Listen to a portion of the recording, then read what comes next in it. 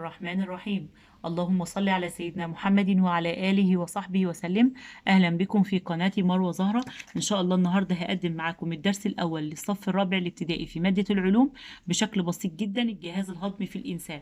قبل ما نبدأ الفيديو ما تنسوش تعملوا لايك للفيديو واشتراك في القناة وتفعلوا الجرس على الكل عشان توصل لكم كل جديد. أول حاجة الدرس الأول الجهاز الهضمي في الإنسان.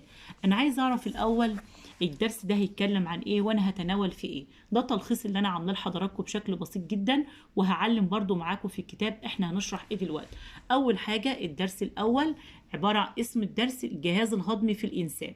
الدرس ده عايز اعرف فيه اصدقائي خصائص الكائنات الحية وتركيب جسم الكائن الحي والجهاز الهضمي في الانسان. اول حاجة قبل ما نبدأ اي حاجة خالص ونعرف الحاجات دي، عايز اعرف الاول يعني ايه كلمة كائن حي. الكائن الحي ده يا أصدقائي يعني إنسان أو حيوان أو نبات. الكل كائن حي ربنا خلقه على وجه الأرض ليه خصائص وليه صفات. طيب عايزين نعرف إيه هي خصائص الكائنات الحية. خصائص الكائنات الحية: تتميز الكائنات الحية بخصائص وصفات مشتركة. زي إيه يا أصدقائي بقى؟ دي اللي هنبدأ نحفظه مع بعض. خصائص الكائنات الحية: التغذية، النمو، التنفس، الإخراج، التكاثر، الحركة، الإحساس. تاني، خصائص الكائنات الحية يعني الصفات اللي بتميز بها الكائنات الحية. التغذية يعني الغذاء بياكل، النمو يعني جسمه بيزيد، التنفس يعني بيتنفس، الإخراج يعني عملية الإخراج، التكاثر يعني الإنجاب، الحركة يعني بيتحرك، الإحساس يعني الإحساس بالخوف، الشعور بالحب، العصبية. ده الخاص بكلمة الإحساس. يبقى خصائص الكائنات الحية إيه؟ التغذية، النمو، التنفس، الإخراج، التكاثر، الحركة، الإحساس. وده موجود عندنا في الكتاب قدامنا اهو. خصائص الكائنات الحية أول حاجة نعلم مع بعض: التغذية، التنفس، النمو، الحركة، الإخراج، التكاثر، الإحساس. بشكل بسيط جدا. عندي بعد كده بقى بيقول لي هذه الصفات تقوم بها أجهزة متخصصة داخل جسم الإنسان. يعني كل صفة من الصفات دي يا أصدقائي لها جهاز معين بيقوم بها. طيب عايزين في سؤال علل هنا عندي: ليه علل جميع أجهزة جسم الإنسان تعمل معا في تناسق وتكامل؟ كل أجهزة جسم الإنسان يا أصدقائي بتعمل مع بعضها في تناسق وتكامل. ليه؟ للمحافظة على استمرار حياة الإنسان. للمحافظة على استمرار حياة الإنسان. طيب عندي بعد كده حاجة مهمة بقى، هاخد تركيب جسم الكائن الحي. تركيب جسم الكائن الحي: يتركب جسم الكائن الحي أو يتكون جسم الكائن الحي من مجموعة من الأجهزة. جسم الكائن الحي بيتكون من مجموعة من الأجهزة زي ما انتم شايفين كده في الكتاب جايب له. يتكون جسم الكائن الحي من مجموعة من الأجهزة. الأجهزة دي بتتكون من إيه؟ من أعضاء. طب الأعضاء بتتكون من إيه؟ من أنسجة. الأنسجة بتتكون من إيه؟ من خلايا. تاني نحفظ دول مع بعض كده بالترتيب: أجهزة، أعضاء، أنسجة، خلايا. أجهزة، أعضاء، أنسجة، خلايا. أجهزة، أعضاء، أنسجة، خلايا. طيب لو أنا ممكن أقول إيه؟ الخلايا بتدي إيه؟ الخلايا بتديني أنسجة. الأنسجة تديني إيه؟ تديني أعضاء. الأعضاء تديني أجهزة. أو العكس، الأجهزة بتتكون من إيه؟ بتتكون من أعضاء. الأعضاء تتكون من إيه؟ من أنسجة. الأنسجة تتكون من إيه؟ بتتكون من خلايا. ده اسمها تركيب جسم الكائن الحي. هنبدأ بقى نشوف مع بعض أول حاجة كل جهاز. أول حاجة أنا كاتبالكم الجهاز الهضمي. وظيفته والله من اسمه، أنا عندي في جسم الإنسان الجهاز الهضمي، الجهاز التنفسي، الجهاز الدوري، الجهاز العصبي، الجهاز البولي، الجهاز التناسلي. هناخد مع بعض بالراحة كل جهاز كده لوحده ونفهمه واحدة واحدة. أول حاجة الجهاز الهضمي من اسمه يا أصدقائي، الهضم يعني وظيفته هضم الطعام. الجهاز الهضمي وظيفته هضم الطعام وامتصاصه. هضم الطعام وامتصاصه. تاني، الجهاز الهضمي وظيفته هضم الطعام وامتصاصه. أده الجهاز الهضمي. طيب الجهاز التنفسي من اسمه يعني التنفس، وظيفته التنفس وإمداد الجسم بالطاقة. التنفس وإمداد الجسم بالطاقة. نحفظ مع بعض بالراحة. الجهاز التنفسي وظيفته التنفس وإمداد الجسم بالطاقة. رقم 3 الجهاز الدوري. الدوري ما ننساش الاسم، اسمه الجهاز الدوري. وظيفته ايه؟ بيعمل حاجتين، نقل وتوزيع، يعني بينقل وبيوزع. طيب عايزين نعرف بينقل وبيوزع ايه؟ بينقل وبيوزع الغذاء المهضوم والأكسجين. بيودوهم فين؟ إلى جميع خلايا الجسم. نركز تاني مع بعض. الجهاز الدوري وظيفته نقل وتوزيع. بينقل وبيوزع ايه يا اصدقاء؟ الغذاء المهضوم والاكسجين، يعني بياخد الطعام اللي احنا بناكله والاكسجين اللي احنا بنتنفسه وبيودوهم فين؟ الى جميع خلايا الجسم. تاني بالراحة نقول مع بعض. الجهاز الدوري وظيفته نقل وتوزيع. شايفين الكلمتين دول بيجوا في أكمل. نقل وتوزيع. بينقل ويوزع ايه؟ الغذاء المهضوم والاكسجين. نسهل على نفسنا، بينقل الغذاء والاكسجين، بيودوهم فين؟ الى جميع خلايا الجسم. نقولها بقى مع بعض كده علميا. الجهاز الدوري وظيفته نقل وتوزيع الغذاء المهضوم والاكسجين لجميع خلايا الجسم بشكل بسيط جدا. رقم 4 الجهاز العصبي، يعني الاعصاب. وظيفته ايه؟ مسؤول عن الاحساس والسمع والرؤية والشم والتذوق. أول ما أشوف كلمة الإحساس دي يبقى على طول الجهاز العصبي. أشوف كلمة التنفس يبقى الجهاز التنفسي. أشوف كلمة الهضم يبقى الجهاز الهضمي. أشوف كلمة نقل وتوزيع يبقى الجهاز الدوري بشكل بسيط جدا. بعد كده عندي الجهاز البولي. الجهاز البولي ده وظيفته تخليص الجسم من المواد الضارة زي البول. ده بيخلصنا من المواد الضارة اللي موجودة في جسمنا. رقم 6 الجهاز التناسلي. وظيفته ايه؟ التكاثر والإنجاب. إنجاب ايه؟ إنجاب إنتاج أفراد جديدة من نفس النوع. يعني الأرانب بتنجب أرانب، الإنسان بينجب إنسان. ده الجهاز التناسلي بشكل بسيط جدا. بعد كده الجهاز الهضمي في الإنسان. عايز أعرف الأول يعني إيه كلمة عملية الهضم أو الهضم. الغذاء بيكون في صورة معقدة، بيدخل بقنا، بنبدأ نمضغه، بنحوله لصورة بسيطة. أدي عملية الهضم بشكل بسيط جدا. الهضم، تعريف عملية الهضم هي عملية تحويل الغذاء من صورة معقدة إلى صورة بسيطة يستفيد منها الجسم. هنقسم التعريف عشان يبقى سهل علينا في الحفظ. الغذاء يا أصدقائي بيكون في صورة معقدة عندي مثلا قطعة الموز، أو عندي قطعة تفاح، أو قطعة لحمة. أول ما أكلها ببلعها كده على طول ولا ببدأ أمضخها؟ لا، بنبدأ نمضخها. يبقى دي بقى بعد ما أمضخها بينزل للمعدة بتاعتي عشان يتهضم. يبقى دي اسمها عملية الهضم. عملية الهضم دي بيحصل فيها إيه؟ تحويل الغذاء من صورة معقدة إلى صورة بسيطة يستفيد منها الجسم. دي المقصود بعملية الهضم. تاني هقولها معاكم بالراحة. هي عملية تحويل الغذاء من صورة معقدة إلى صورة بسيطة يستفيد منها الجسم. بعد كده بيقول لي مما سبق بنستنتج ان ايه؟ الجهاز الهضمي هو الجهاز المسؤول عن هضم الغذاء وامتصاصه. وكمان علل ليه عملية الهضم مهمة جدا لجسم الانسان. بعرف فوق نفس التعريف اللي انا قلته في عملية الهضم، لانها تحول الطعام من صورة معقدة الى صورة بسيطة يستفيد منها الجسم. لانها تحول الطعام من صورة معقدة الى صورة بسيطة يستفيد منها الجسم. وانا هعلم معاكم على الكلام ده في الكتاب. تاني، الجهاز الهضمي هضم الغذاء وامتصاصه. الجهاز التنفسي التنفس وامداد الجسم بالطاقة. الجهاز الدوري نقل وتوزيع الغذاء المهضوم والاكسجين لجميع خلايا الجسم. الجهاز العصبي مسؤول عن الاحساس والسمع والرؤية والشم والتذوق. الجهاز البولي تخليص الجسم من المواد الضارة. الجهاز التناسلي التكاثر وإنتاج أفراد جديدة من نفس النوع. بعد كده عندي أهو عملية الهضم اللي أنا عايزاه في الصفحة ديت. التعريف عملية الهضم عملية تحويل الغذاء من صورة معقدة إلى صورة بسيطة يستفيد منها الجسم. شايفين أنا قسمت التعريف على 3 مرات إزاي عشان يبقى سهل عليا في الحفظ يا أصدقائي.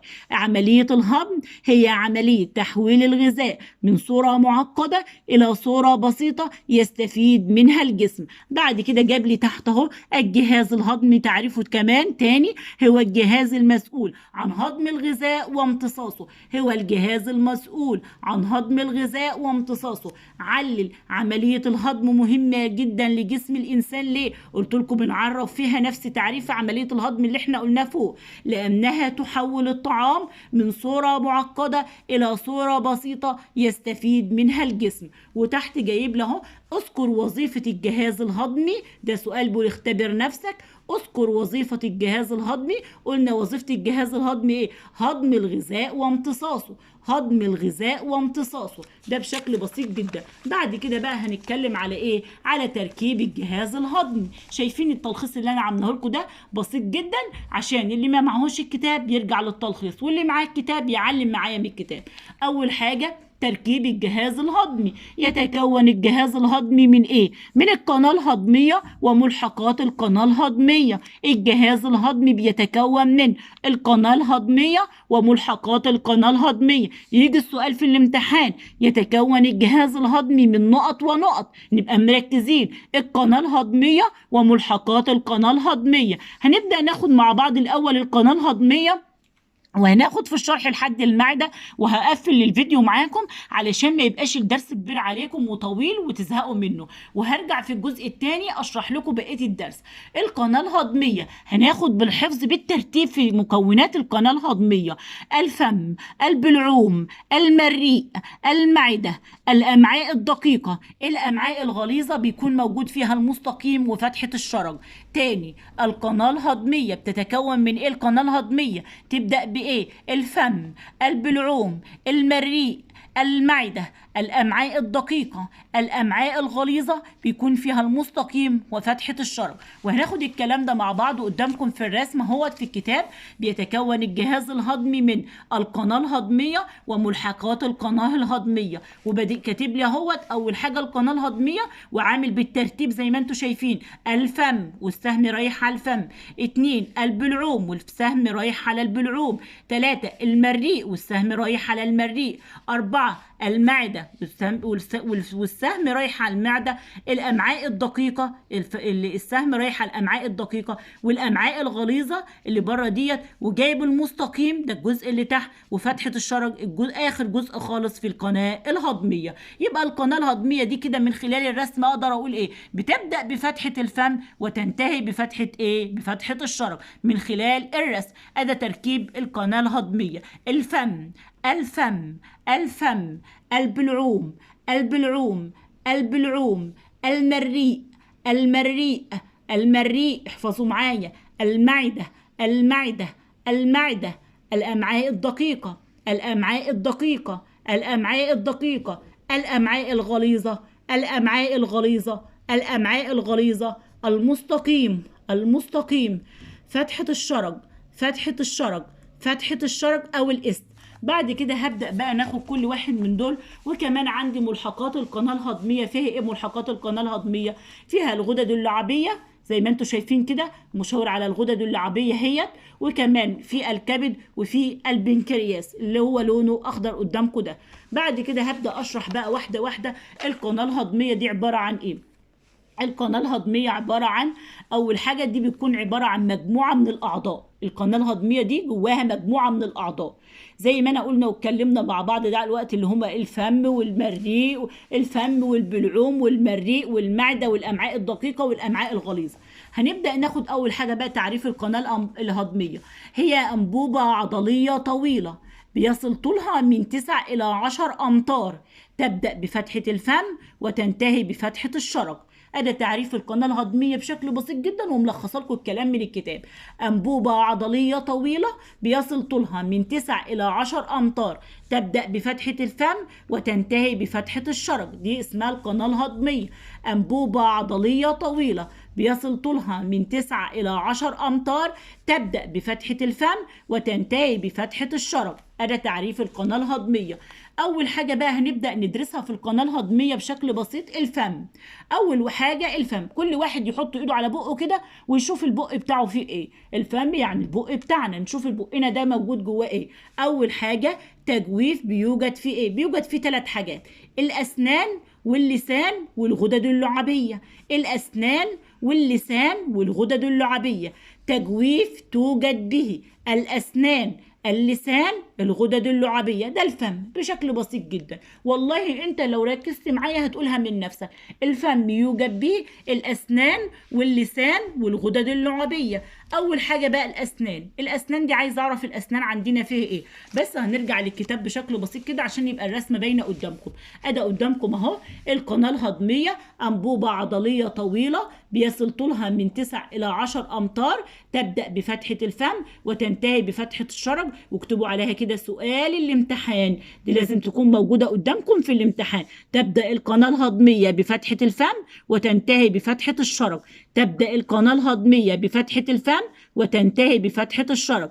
الفم تجويف توجد به الأسنان واللسان وكمان الغدد اللعابية. يقول لك وتفتح فيه الغدد اللعابية، بس أنا بسهل عليكم وبقول لكم الأسنان واللسان والغدد اللعابية. بعد كده الأسنان بقى هنتكلم عن الأسنان بشكل بسيط جدا. عدد الأسنان الدائمة في الشخص البالغ اللي هو بابا وماما 32 سنة. كمان بتوجد في كل فك 16 سنة مقسمة إلى إيه؟ 16 سنة في كل فك مقسمين لإيه 16 سنة دول؟ 4 قواطع، 2 ناب، 10 ضروس. 4 قواطع، 2 ناب، 10 ضروس. تاني، عدد الأسنان الدائمة في الشخص البالغ 32 سنة. بيوجد في كل فك 16 سنة مقسمة إلى 4 قواطع، 2 ناب، 10 ضروس. زي ما انتم شايفين كده قدامكم في الصورة اللي قدامكم في الكتاب. دي الأسنان كلها شكلها قدامكم اهي. وبيقول عدد الأسنان الدائمة في الشخص البالغ 32 سنة. بيوجد في كل فك 16 سنة مقسمة إلى 4 قواطع، ومشاور لي عليهم اللي هم بالأخضر دول الأربع قواطع، وكمان 2 ناب، ومشاور على الأنياب قدامكم اللي هي لونها أبيض، و10 ضروس، ومشاور على الضروس اللي هي لونها إيه لبني قدامكم دي. 10 ضروس ده موجودين في كل فك. بيوجد في كل فك 16 سنة، 4 قواطع، 2 ناب، 10 ضروس. بعد كده عندي هيبدأ يشرح بقى يعني ايه قواطع ويعني ايه ضروس ويعني ايه انياب. القواطع والله من اسمها بيوجد 4 قواطع في كل فك، وظيفتها من اسمها هو قواطع يعني بتقطع، تقطيع الطعام إلى أجزاء صغيرة. القواطع وظيفتها تقطيع الطعام إلى أجزاء صغيرة. الضروس 10 ضروس في كل فك، 4 ضروس أمامية و6 ضروس خلفية. طب وظيفتهم إيه؟ طحن الطعام حتى يسهل بلعه. طيب احنا هنحفظ الكلام ده كله؟ ده الكلام ده صعب علينا. انا بس بعرف القواطع تقطيع الطعام، الضروس طحن الطعام. الانياب بيوجد نابين في كل فك، وظيفة الانياب ايه؟ تمزيق الطعام. الانياب يوجد نابين في كل فك، وظيفتها تمزيق الطعام. الأسنان اللبنية بقى دي النوع الثاني من الأسنان، دي أسنان ضعيفة بتتكون في مرحلة الطفولة، وبيتم استبدالها بأسنان قوية قبل ما الطفل بيصل لسن 12 سنة. وعدد الأسنان اللبنية دي 12 سنة. بتكون في كل فك 10 أسنان، 4 قواطع، 2 ناب، 4 ضروس. تاني هتكلم معاكم على القواطع. القواطع بيكون عددها 4 قواطع، ووظيفتها بتقطع الطعام زي ما انتم شايفين كده، تقطيع الطعام إلى أجزاء صغيرة. الضروس 10 ضروس في كل فك، 4 ضروس أمامية، 6 ضروس خلفية، وظيفتها طحن الطعام حتى يسهل بلعه. الأنياب 2 ناب في كل فك، وظيفتها تمزيق الطعام بشكل بسيط. وقلت عدد الأسنان اللبنية 20 سنة في كل فك، 10 أسنان، 4 قواطع، 2 ناب، 4 ضروس. أهم حاجة عندي تكونوا عارفين 20 سنة لبنية، وكمان تكونوا عارفين الأسنان الدائمة عددها 32 سنة. دي أهم حاجة عندي. بعد كده عندي رقم 2 في تكوين القناة، في تكوين القناة الهضمية، اللسان. أول حاجة اللسان بقى، هتكلم عن اللسان. أول حاجة عضو عضلي بيوجد داخل الفم. أنا دلوقتي اتكلمت على الأسنان، دخلت دلوقتي على اللسان. اللسان ده موجود في إيه؟ أول حاجة عضو عضلي بيوجد داخل الفم. وظيفته إيه؟ تقليب الطعام داخل تجويف الفم. يا أصدقائي اللسان ده هو اللي بيساعدنا على إن إحنا نقدر نقلب الطعام وخلطه باللعاب، وهنعرف دلوقتي موضوع اللعاب ده. وبيساعد في بلع الطعام وتذوق الطعام وعضو الكلام. شايفين الوظائف بتاعته سهلة، وأنا كاتبالكوا تحت بعضها عشان تبقى سهلة عليكم. عضو الكلام أده أول واحد نحفظه نبدأ بيه. تذوق الطعام دي سهلة جدا، بيساعد في بلع الطعام الطعام سهلة جدا. كمان عضو عضلي بيوجد داخل الفم، يعني هيكون موجود فين اللسان؟ بيكون موجود داخل الفم. وظيفته بيقلب الطعام ويساعد في بلع الطعام. تذوق الطعام. عضو الكلام. كلام بسيط خالص اهو. الغدد اللعابية بقى دي رقم 3 موجودة في الفم بتاعنا. الغدد اللعابية دي عددها 3 أزواج يا أصدقائي، 3 أزواج غدد لعابية موجودة في الفم. الوظيفة بتاعتها بتفرز سائل كده بيسمى اللعاب. اللعاب ده بيحتوي من جواه على مواد هاضمة اسمها الإنزيمات. الإنزيمات دي بقى سبحان الله بتعمل على تحويل المواد النشوية إلى سكريات. يبقى الإنزيمات، يبقى اللعاب ده عبارة عن سائل. ركزوا معايا عشان الحتة دي مهمة جدا وبتيجي في كل الامتحانات. اللعاب عبارة عن سائل بيحتوي على مواد هاضمة تسمى الإنزيمات. طيب الإنزيمات دي بتعمل إيه؟ بتعمل على تحويل النشويات إلى سكريات. يبقى اللعاب تاني، الغدد اللعابية عددها 3 أزواج، تفرز سائل يسمى اللعاب. تفرز سائل يسمى اللعاب. الغدد اللعابية بتفرز سائل يسمى إيه؟ يسمى اللعاب. بيحتوي على مواد هاضمة تسمى الإنزيمات، وتعمل الإنزيمات على تحويل المواد النشوية إلى سكريات. يبقى اللعاب بيعمل على إيه يا أصدقاء؟ اللعاب يعمل على تحويل النشويات إلى سكريات. يعمل على تحويل النشويات إلى سكريات. بعد كده عندي جايب له تعريف اللعاب. قلت سائل يحتوي على مواد هاضمة تسمى الإنزيمات.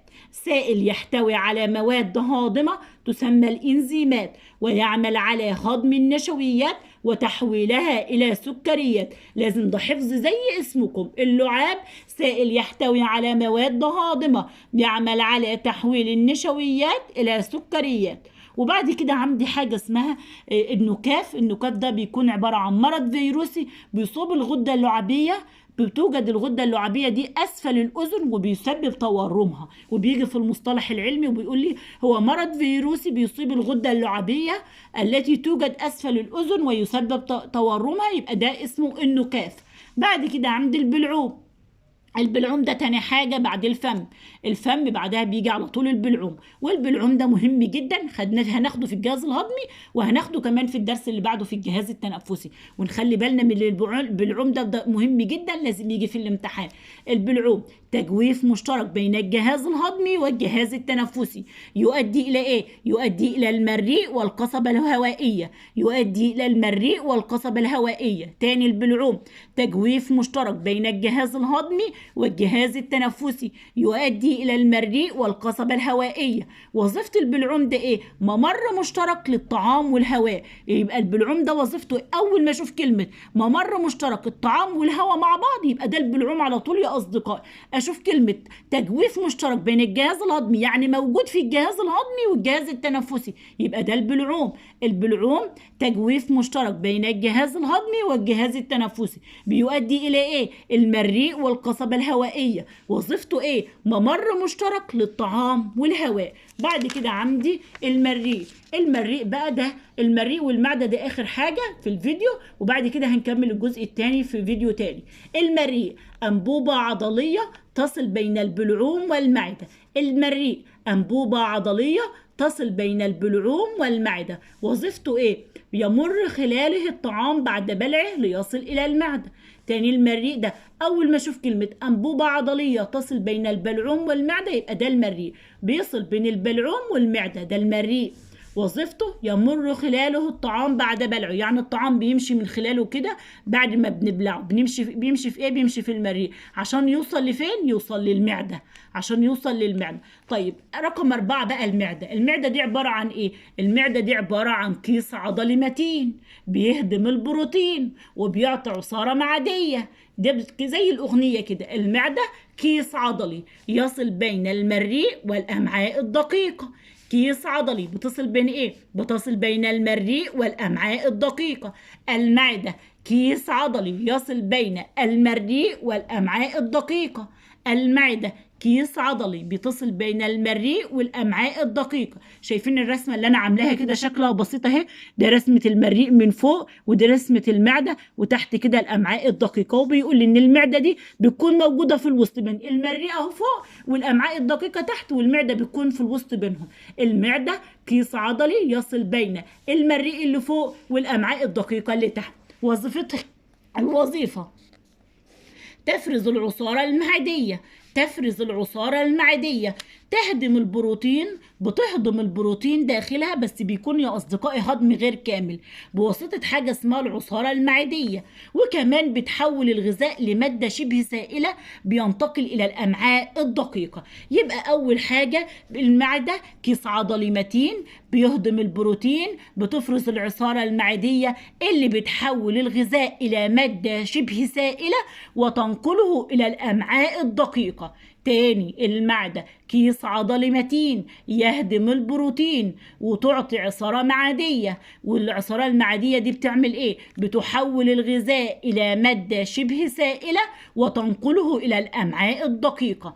تاني هقول لكم، المعدة كيس عضلي متين بتهضم البروتين هضم غير كامل، تهضم البروتين هضم غير كامل بواسطة العصارة المعدية وتحول الغذاء إلى مادة شبه سائلة وينتقل إلى الأمعاء الدقيقة. هقولها لكم تاني آخر مرة، عبارة عن كيس عضلي متين وكمان بتفرز عصارة اسمها العصارة المعدية. العصارة المعدية دي بتهدم له البروتين داخلها هضم غير كامل بواسطة العصارة المعدية. يقول يتم هضم البروتين هضم غير كامل داخل المعدة بواسطة العصارة المعدية، وبتحول الغذاء إلى مادة شبه سائلة وينتقل إلى الأمعاء الدقيقة. ده أول جزء كده معاكم في الدرس بشكل بسيط جدا. انتظروا الجزء الثاني من الدرس عشان ما يبقاش تقيل عليكم. نذاكر ده ونكمل بقية الدرس في فيديو تاني. أتمنى يا رب الشرح يعجب حضراتكم وأكون بقدم لكم معلومة مفيدة. تحياتي ليكم، مروة زهرة.